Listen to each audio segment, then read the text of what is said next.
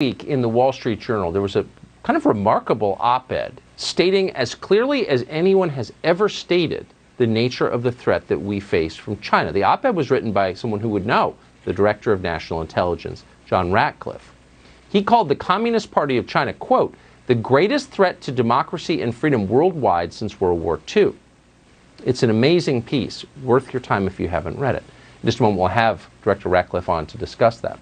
He wrote this, quote, the intelligence is clear. Beijing intends to dominate the United States and the rest of the planet economically, militarily, and technologically.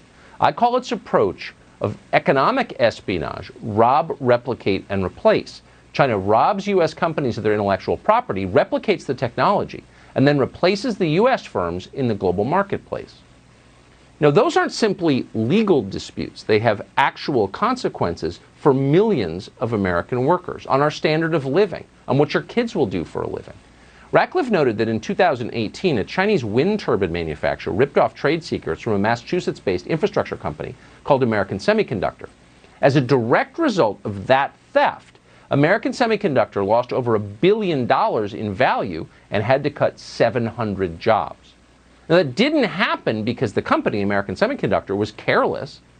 It happened because they were the victim of theft. That's happening everywhere, including in the Pentagon.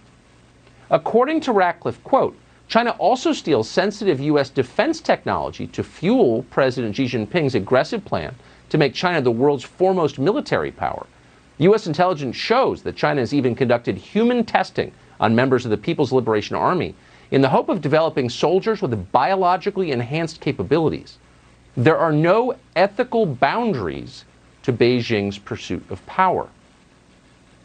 Remarkable. We know where this is leading, and Ratcliffe's op-ed spells it out. Quote, Beijing is preparing for an open-ended period of confrontation with the United States. Washington should also be prepared. Leaders must work across partisan divides to understand the threat, speak about it openly, and take action to address it. John Ratcliffe is the Director of National Intelligence, the man with more intelligence before him than anyone on the globe apart from the President. We're happy to have him on tonight. Director, thanks so much for coming on. Tucker, good to see you. You spell this out so clearly that it made me wonder why the rest of us, so many in our public life, haven't been saying this for quite some time. You make it sound obvious. Well, I think you did a good job of encapsulating why, Tucker. There are a lot of people who, for economic reasons, don't want China to be our greatest threat. There are a lot of people who, for political reasons, don't want China to be our greatest threat in America.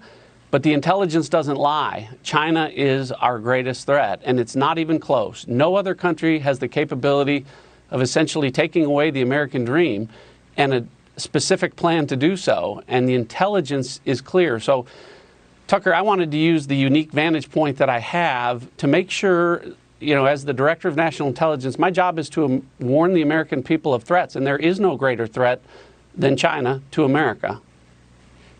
The most jarring part of the piece, I thought, was your description of the massive ramp-up of the Chinese military. And from your telling, not necessarily for defensive purposes. What do you think their aim is? Well, again, dominate militarily, technologically, and economically. On the military front, they've already achieved having the largest navy of any country in the world. From a military force standpoint, the People's Republic of China has a military of 2 million. They want them to be the largest, and they also want them to be the strongest, which is why they're engaged in what you referenced, which is called gene editing, literally trying to alter the DNA, experimenting on DNA to make soldiers, sailors, and airmen stronger and more powerful. That's horrifying. Do you think Beijing anticipates some kind of physical confrontation with the United States in the next several years? Well, here's the funny thing, Tucker, is China knows at this point that the United States is still the world superpower. They know they're catching us in all of those respects. They're banking on the fact that we're not going to do anything until they're superior in all those respects. Great generals always say it's better to fight downhill. Right now, the United States can fight downhill.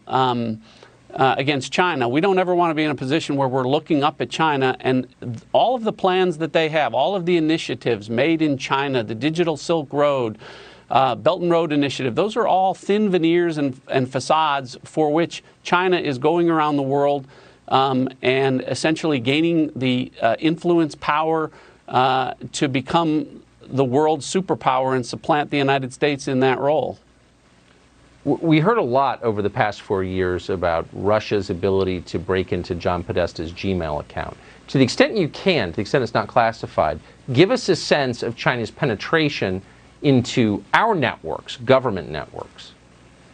Well, it's significant and growing every day. And Tucker, you made a great point in your opening about Russia. Listen, they are a dangerous adversary. I don't mean to minimize them, but you made the point correctly about economically, Russia can't compete the way China can. The largest economy in the world is the United States. The second largest is China. Russia's not in the top 10. Italy, Brazil, and the state of Texas have a larger economy than Russia. So as dangerous as Russia can be, they cannot compete with us the way China is. And China has a very specific plan to do that. And one of the ways that China has made their way to the top is they understand that information is the key to their dominance. So they're going to get there any way they possibly can. That's what subsidizing Huawei and ZTE is all about. Yep. Those are Chinese companies that are run by the Chinese government. They know that they can steal more information if they run the telecommunications networks over which our information travels. That's one of the ways that China has gotten so good in terms of getting into our networks and into our information society. We've been asleep. Thank you for helping to wake people up. John Ratcliffe, Director of National Intelligence. Great to be with you, Tucker. Thanks. Next time you hear someone describe Russia or Turkey or Iran as the greatest threat we face, laugh in their face, because they deserve it. So there's this thing that happens in Washington where people go to serve in the Congress and they make $200 grand a year or something, but they seem to get rich at the same time. How do they do that? How did Ilhan Omar make all that money? Maxine Waters, she seems rich. How'd that happen? We'll investigate how that happened.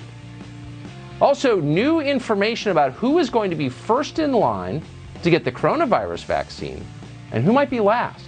Candace Owen.